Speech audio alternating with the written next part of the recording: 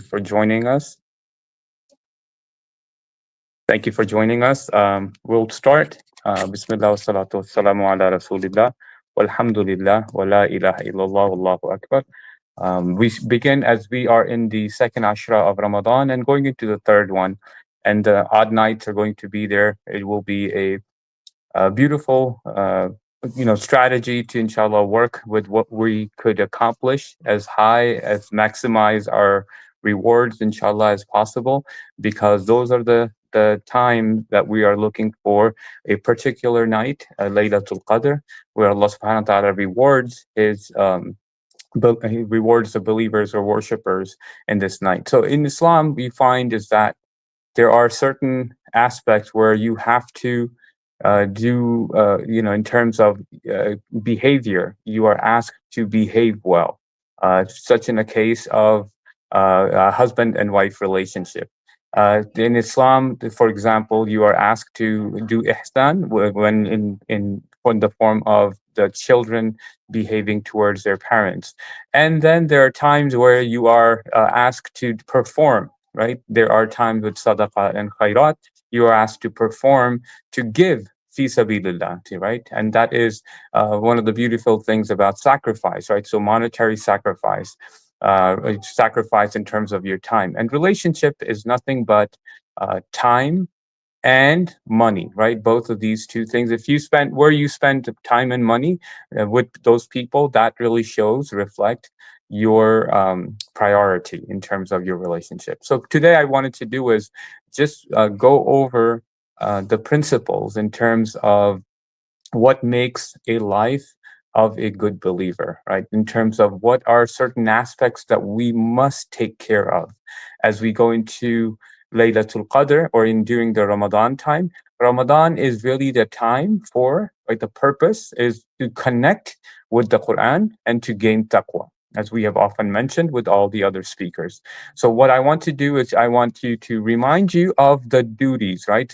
Throughout the year, we have certain responsibilities, and this is for these duties or responsibilities are going to differ based on your role in a family. Like for you, if a child, you have different responsibility. As an adult, you have different responsibility. As a husband, you have different responsibilities, right? As a spouse, you have different responsibilities, right? So these will differ, but for sure, these are five responsibilities that each one of us should look into and look at it as a check mark. Have I done my best in these five categories? And before I go into five categories, I want to clarify something, inshallah. And that is often religious people, or often when people are in this high spiritual Ramadan growth, they are looking into it. They think that reading Quran or fasting throughout the days and going for Taraweeh prayer is all of Islam, right?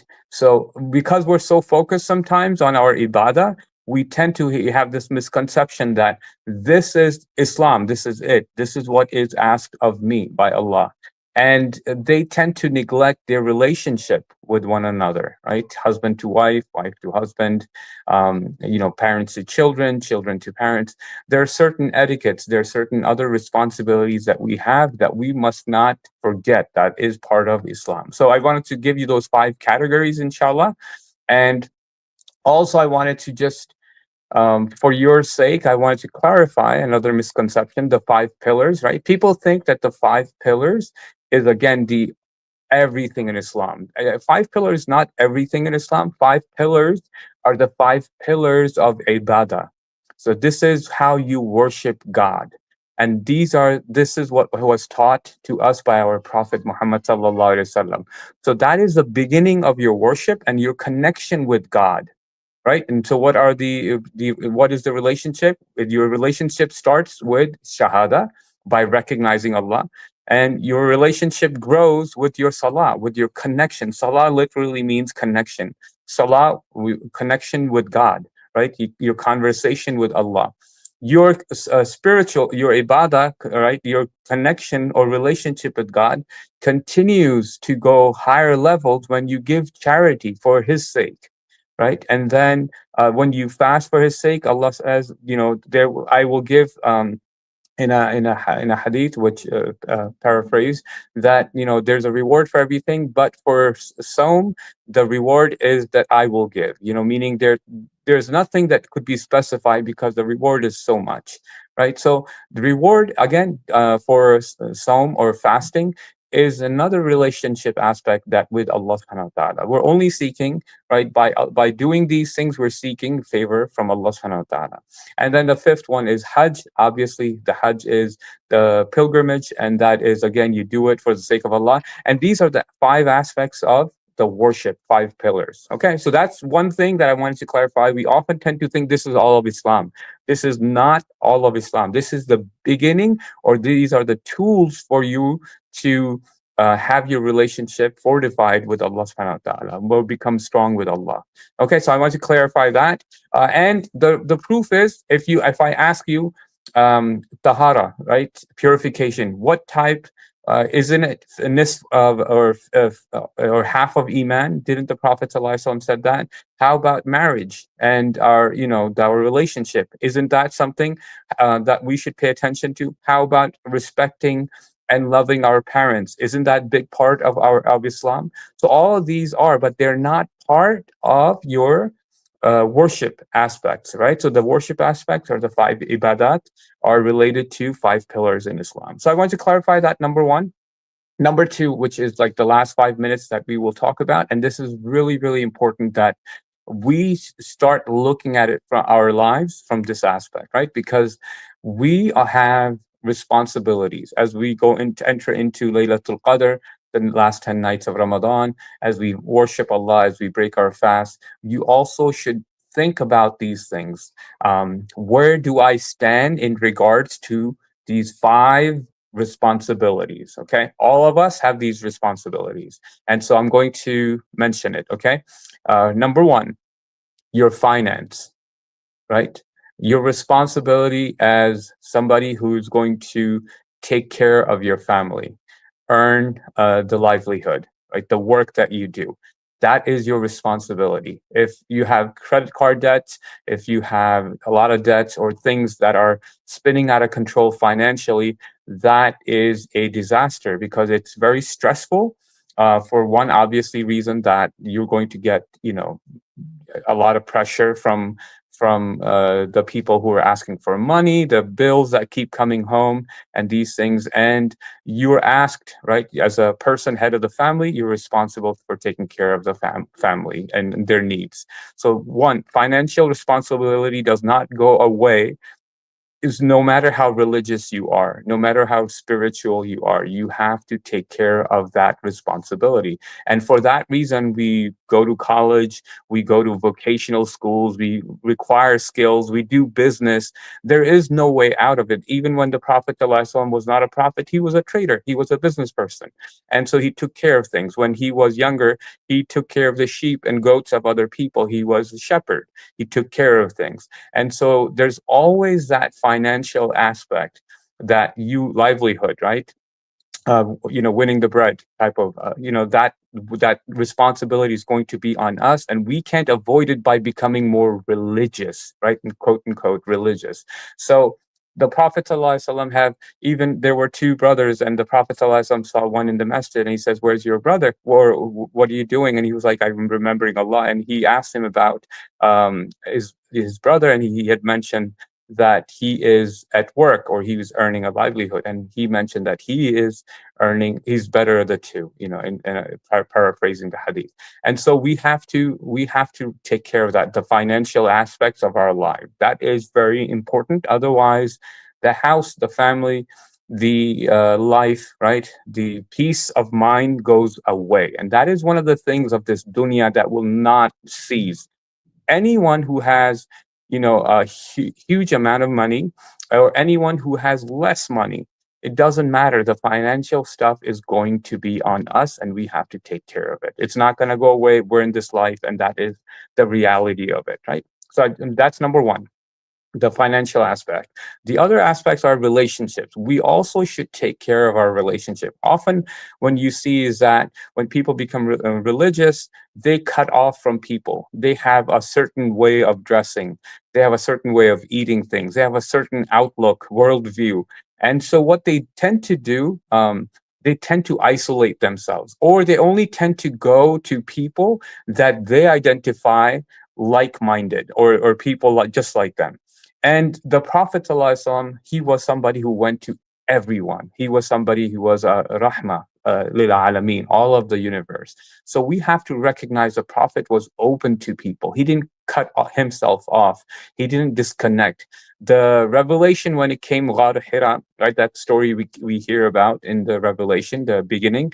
The Prophet, as we know in any of the hadiths, if you read, at least I'm not aware of, that he went back to Ghar Hira and isolated himself. He never, from what I know of the Sira, that was it. When the revelation came, after that, he went to people and he did his responsibility by meeting people, by greeting people. And so he even taught us that when two brothers or two people meet and the first one to say salam, that's the better of the two. Meaning that if you say salam first, you are considered the better person. Meaning that is the etiquette of living with people, giving salam, not expecting salam, right? So relationship is very important. And of those people in all of our relationship, in the big families that we have, it starts with, if you read the Quran, it starts with the parents. It starts with your spouse. It starts with your children. The nearest of you to kin are the ones that we should always pay attention, because they have obligations. And their spiritual needs should also be taken care of, right? It shouldn't be that I go to the masjid and my family stays at home because, they would bother me, or they get late, or we have to take care of their spiritual needs as well, or direct them in a good direction, inshallah. So financials, obligations, relationship, we have to connect with people. We can't just say, I'm going to be here, in the masjid, and I'm going to cut off from all the people. That is not the way of the Prophet ﷺ. The third obligation that we have is education.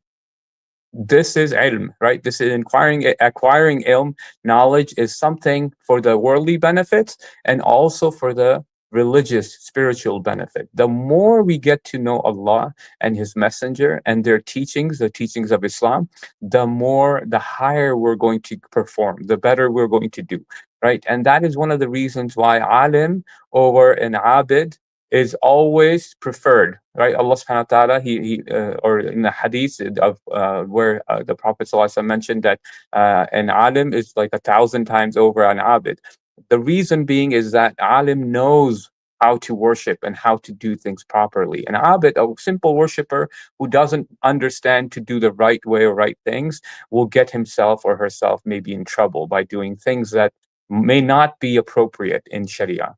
So education, again, not just religious education but also worldly education. This is how we benefit humanity. This is how we benefit people. If we don't have that education, if we don't have that knowledge, then there is no benefit in terms of worldly benefit that we could provide. And that is the reason why being a professional, being somebody of, it's a service to humanity.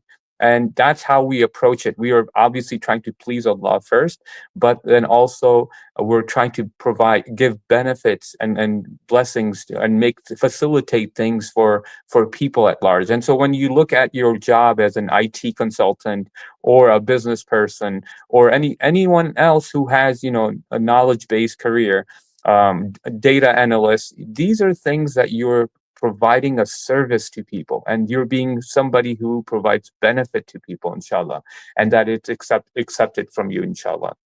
So finance, relationship, education.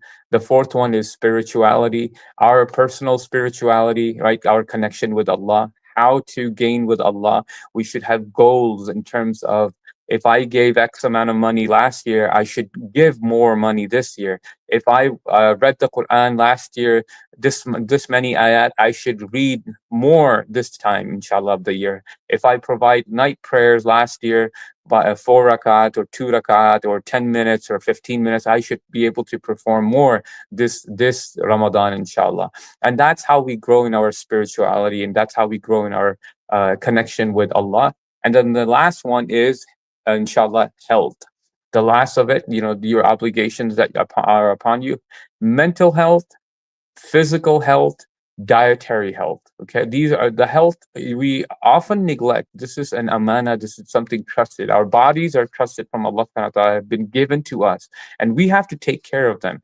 And so, yes, we're going to leave these physical bodies behind, but there are things that we bring on to ourselves, right, that are not going to facilitate things for us. If we eat food that is considered junk food, obviously, if we eat food that will make us lethargic, right, make us people who don't want to move around their bodies, then obviously we're not going to have that freshness.